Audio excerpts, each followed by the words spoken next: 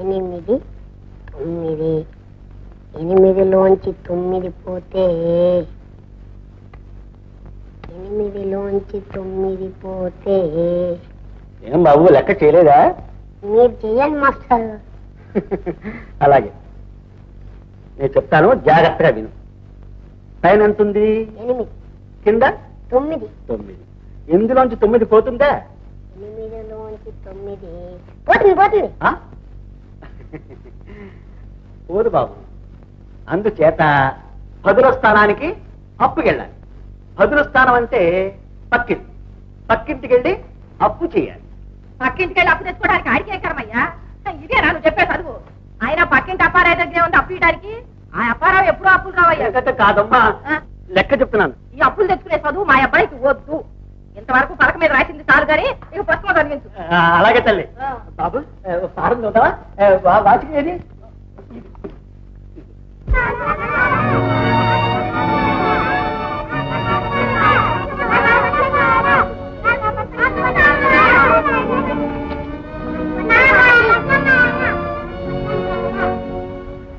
మిఠాయి కావాలమ్మా?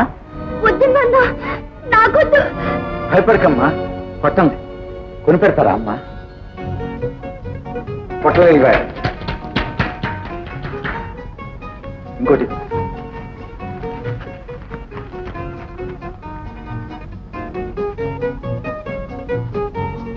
చాలమ్మా? మా నాన్న మంచి నాన్న.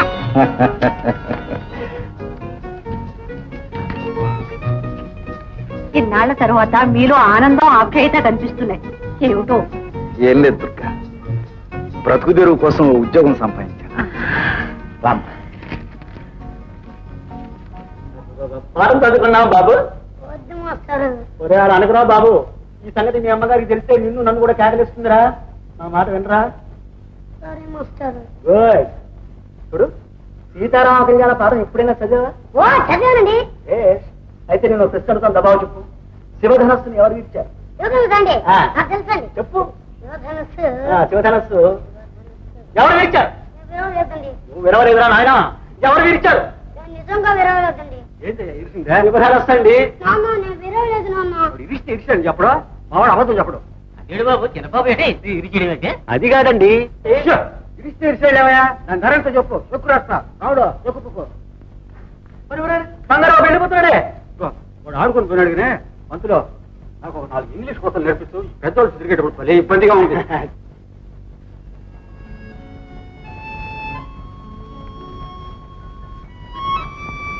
నువ్వు రోజు మిఠాయి నువ్వు తింటుంటే మీ అమ్మ నాన్న కోపడరు?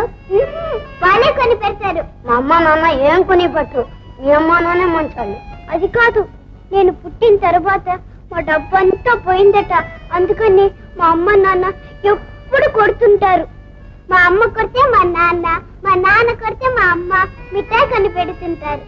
మా అమ్మ నాన్న కూడా నన్ను రోజు కొట్టి రోజు మిఠాయి కొని పెడితే ఎంత బాగుంటుంది. నిన్నెందుకు కడతారు? నువ్వు అదృష్టవంతుడు అట. నువ్వు పట్టిందల్లా బంగారం అవుతుందట. అది సరే గాని మనం గుజ్జన గూళ్ళ ఆడుకుందామా? గుజ్జన గూళ్ళ అంటే?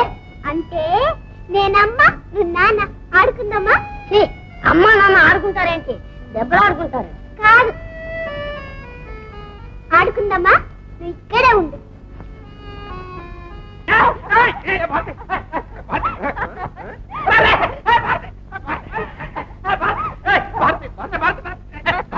ఏమిటి భారతి, పెద్దదనం అయినా ఇంకా చక్కల కిందలు పెట్టడం మానలేదు.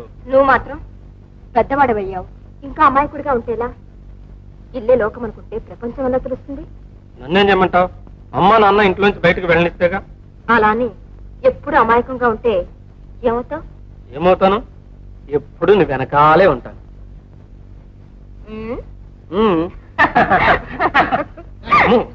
బంగారు బాబు,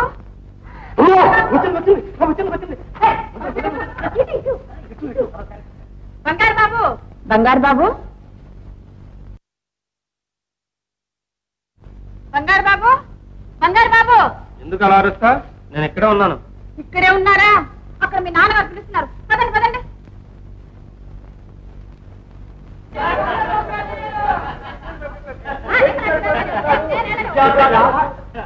బాబు ఇదిగో నీ నెంబర్ పేపర్లో పెట్టా.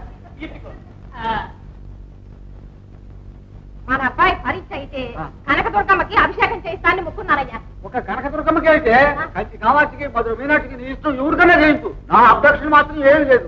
నేను మాత్రం ఊళ్ళో రిక్షా వాళ్ళందరినీ పిలిచి 4 పుట్టెలు పోయించి ఇందు చేయిస్తా.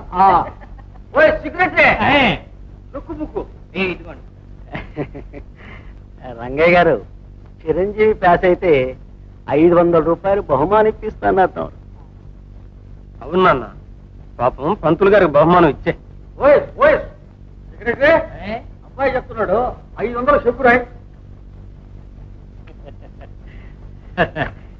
చెక్ నేనే మార్చి పెడతానులేండి. బాబు, అందరూ ఒక్క పైస కూడా తగ్గడానికి వీలేదు. ఆ చెక్ ఇప్పించండి, ఆ తిప్పలో నేనే పడతాను. మీరు సంతకం పెడుతూ ఉండండి, అకౌంట్ చూసుకొస్తాను. మంత్రి గారు నమస్కారం, మళ్ళీ కలుసుకుందాం.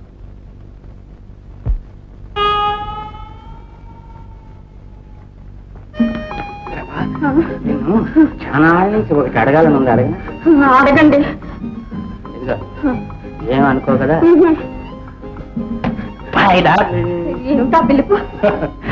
నీతో స్నేహం చేసుకోవాలనే తలపు, నా జీవితాన్ని సార్థకం చేసుకునే మలుపు, నాపై నీకు వలపు కలదా లేదా పిలుపు. అయితే చేయి కలుపు.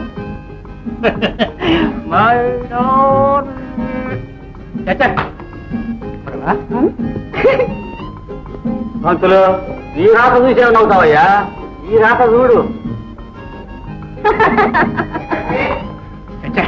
వీడికి డబ్బు వచ్చిన బుద్ధి పోలేదు.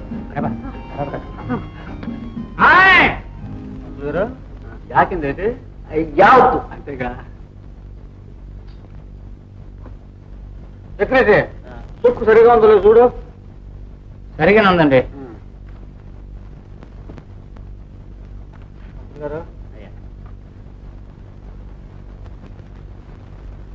Very good. మీరు మాకు అనుకూలంగా నడుచుకుంటే మీకు కావాల్సినంత కమిషన్ ఇస్తాం. Okay. Good morning. Good morning. ఇవి వేస్తున్నాడు. ఇది మన కోయంబత్తూరు నోట్. ఏమీ తేడా లేదు, పాలాక్షుడు కూడా కనిపెట్టలేదు. ఈ వారం కోయంబత్తూరు నుంచి మన కోట ఎంత వచ్చింది? 10 లక్షలు రంగా. అందులో 5 లక్షలు విశాఖపట్నం మన హెడ్ క్వార్టర్స్ పంపించు. మిగతా ఏర్పాట్లన్నీ స్వయంగా నేను వచ్చి చూస్తానని మెసేజ్ పంపించు.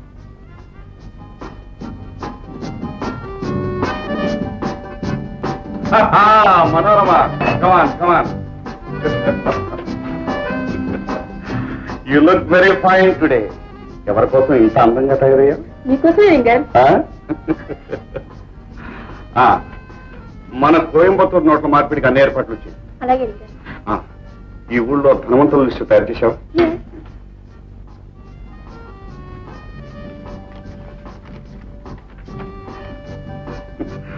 Very good, very good. ఇంకా ఏమిటి?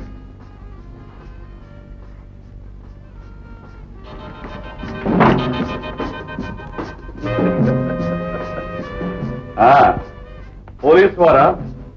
ఏమిటో ఇలా వచ్చారు పాప.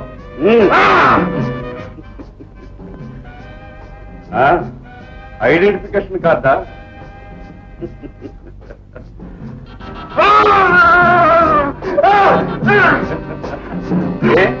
బాధగా ఉందా?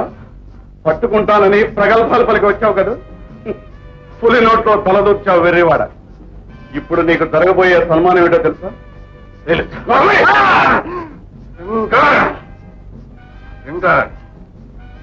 ఒక పోలీస్ ఇన్స్పెక్టర్ని ఈ రోజు నువ్వు చంపొచ్చు, కానీ నీలాంటి చీడ పురుగుల్ని హంతకుల్ని హతమార్చడానికి పోలీస్ డిపార్ట్మెంట్ ఎప్పుడూ బ్రతిగా ఉంటుంది. అది నువ్వు తెలుసుకో. ఓకే, అలాగే తెలుసుకుంటాను. ఈ పొగరమూతను తీసుకొని సకల మర్యాదలతో సాగనంపండి. అర్థమైందా? తీసుకెళ్ళు.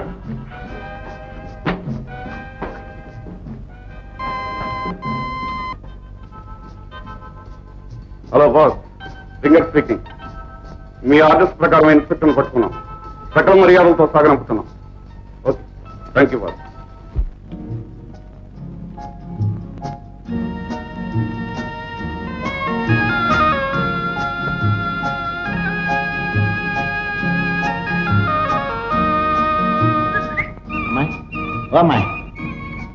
అమ్మాయి నిన్నే ఏం లేదు బరువు మొయ్యలేకపోతున్నావు పట్టుకుందాం వచ్చాను.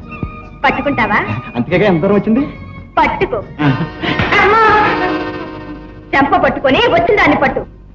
భారతి మా బలే కొట్టావు, దెబ్బకి పన్నుడింది పోదలగా. భారతి నీకు తెలుసా నేను పాస్ అయ్యాను. నిజంగానా? అవును, అందుకే దుర్గ గుడికి వచ్చాను. అది సరే, నువ్వెందుకు వచ్చావు? నువ్వు కూడా పాస్ అయ్యావా?